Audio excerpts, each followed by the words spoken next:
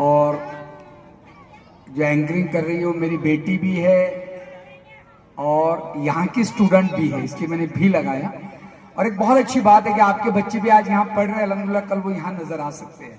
मैं दो बात कह के अपनी बात को खत्म कर देता हूँ। एक, बीइंग अ काउंसलर या साइकोलॉजिस्ट, मुझे लगता है कि आपसे बात करनी चाहिए, क्योंकि मेरे परफॉर्मेंसेस देख रहा था तो पेरेंट्स से मेरी गुजारिश रहेगी कि अपने बच्चों के फेल और सक्सेस को अपनी रिस्पेक्ट के साथ कभी मत जोड़िए।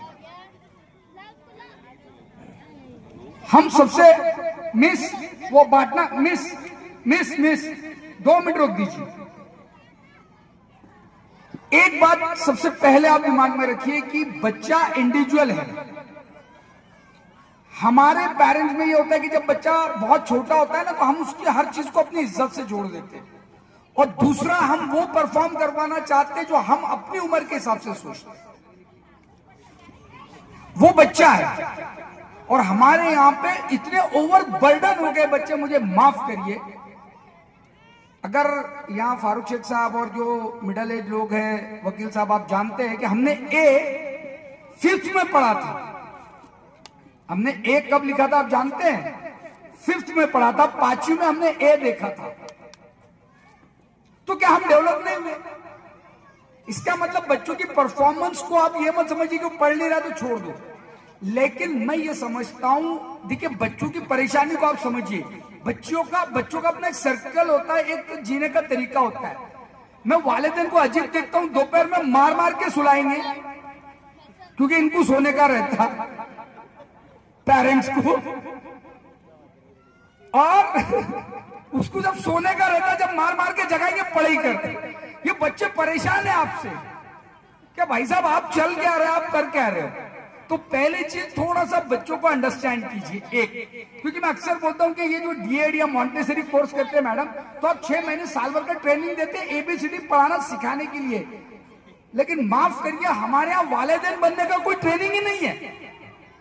कब उम्र हो जाती है, कब शादी होती है, कब वो माँ बन जाती है, कब फिर वो क्या वो बच्चे की मेंटेलिटी हम नहीं समझते। तो मेरी गुजारिश है वालिदैन से कि बच्चों को समझने की कोशिश कीजिए। एक, दूसरी और आखिरी बात कह रहा हूं जो सबके लिए अहमियत की है, मोबाइल आपका कम्युनिकेशन का साधन है, ये क्लियर रखिए वालिदैन। वो आपके बातचीत करने के लिए टेलीफोन है। जब बच्चा ये देखता है कि मैं उठता हूं तो वालिद के हाथ में मोबाइल है, जब मैं स्कूल से आता हूं तो वालिदा के हाथ में मोबाइल है, और वो कुछ रील देख रहे, कुछ देख रहे, तो उसके दिमाग में ये बैठ जाता है कि ये बात करने की चीज नहीं है, ये एंटरटेनमेंट की चीज है। और फिर हम भी ये करते हैं कि अगर मुझे कुछ काम करना और बच्चा, देखिए हमारे यहां बड़े वालिदैन परेशान है, बोले बच्चा बहुत सता रहा। कौन सता रहा? बच्चा बहुत सताता। सर क्या करूं? अब बच्चे ने नहीं सताना तो किसने सताना? और पहले बच्चे क्या सताते नहीं थे कि हमने सताया नहीं? लेकिन आजकल के वालिदैन ना उस चीज को बड़ा अपने ओवरलोड ले रहे हैं। वो सता रहा मतलब क्या? वो बातें कर रहा, वो आपके इर्द गिर्द घूम रहा, वो कुछ चीजें खींच रहा, वो ये तो नेचुरल है।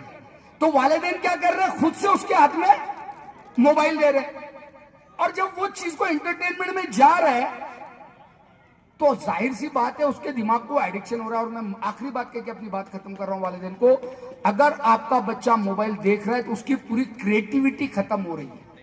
उसकी एक जो जहन को डेवलप होना चाहिए था, वो डेवलपमेंट पूरा रोक रहा है। अब वो स्ट्रीमलाइन हो गया उन चीजों के साथ, उसकी अपनी इंडिविजुअल सोच नहीं रहेगी। और मुझे माफ करिए, आने वाले 5 साल बाद बच्चे बात करने से भी माजूर हो जाएंगे। अगर इसी तरह से हम लोग चलते रहे ना, तो 5 साल के बाद बच्चे बात कर। मेरे पास एक पेशेंट है, 12th का बच्चा है, 18 घंटे मोबाइल देखता है, 16 से 18 घंटे। जब मुझे वो बुलाया गया तो वो बात नहीं कर सकता, वो आंख मिला के बात नहीं कर सकता आपसे। तो सबसे पहले वालिदैन मोबाइल देखना कम करे, पहली चीज। क्यों? क्योंकि बच्चा 2 तरह की लर्निंग करता है। आखिरी बात कह रहा हूं, अगर ये समझ गए आप तो बहुत चीजें समझ जाएंगे, मुझे तकरीर करने की जरूरत नहीं पड़ेगी। लर्निंग की 2 मेथड होती है। एक जो ये स्कूल में पढ़ा रहे टीचर, इसको हम बोलते हैं डायरेक्ट लर्निंग। डायरेक्ट टीचिंग, और एक लर्निंग होता है बच्चे के लिए, उससे हम कहते हैं इनडायरेक्ट ट्रेनिंग, इनडायरेक्ट लर्निंग। ये इनडायरेक्ट लर्निंग क्या होता है?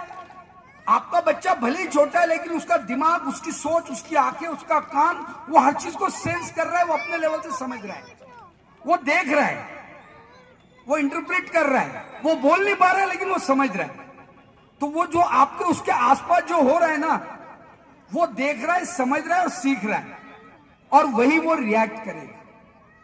इसलिए बहुत छोटी बात कह के खत्म कर रहा हूं, वालिदैन अगर अपने आप के इंशाल्लाह कभी वक्त मिला तो मैं गुजारिश करूंगा सीमा मैडम से, एक पेरेंट्स मीट हम स्पेशली इस पर रखें, और हम पेरेंट्स से, क्योंकि बच्चे छोटे हैं, इनके लिए मैं अपना वक्त दूंगा, ये मैं कमिट करता हूं। और बहुत बड़ा तकरीर का मौका नहीं था, लेकिन जो बातें अल्लाह ताला ने मेरे जहन में डाली मैंने आपसे बताई। प्लीज वालिदैन अपने आप को अगर कंट्रोल कर सकते हैं तो मैं कहता हूं आपको अपने बच्चों को कंट्रोल करना कोई बड़ी बात नहीं है, और कंट्रोल करने के बजाय उनकी सही तरबियत ये आपके इनडायरेक्ट टीचिंग से ही हो सकती है। मुझे यहाँ बुलाया, इज्जत दी, और सीमा मैडम पर्सनली टीचर्स से और सभी पेरेंट्स से लॉन्ग एसोसिएशन रखते हैं, ये उनकी खासियत है। वेरी काइंड, उनके शौहर जो है उनका भी अल्हम्दुलिल्लाह वही नेचर है। मैं फिर एक बार पूरी टीम को मुबारकबाद देता हूँ, बहुत अच्छा परफॉर्मेंस और बहुत अच्छा आयोजन आप लोगों ने किया, और आगे के लिए भी आपको बहुत सारी शुभकामनाएं देते हुए अपनी बात को खत्म करता हूँ। वाखिर दावाना अल्हम्दुलिल्लाहि रब्बिल आलमीन।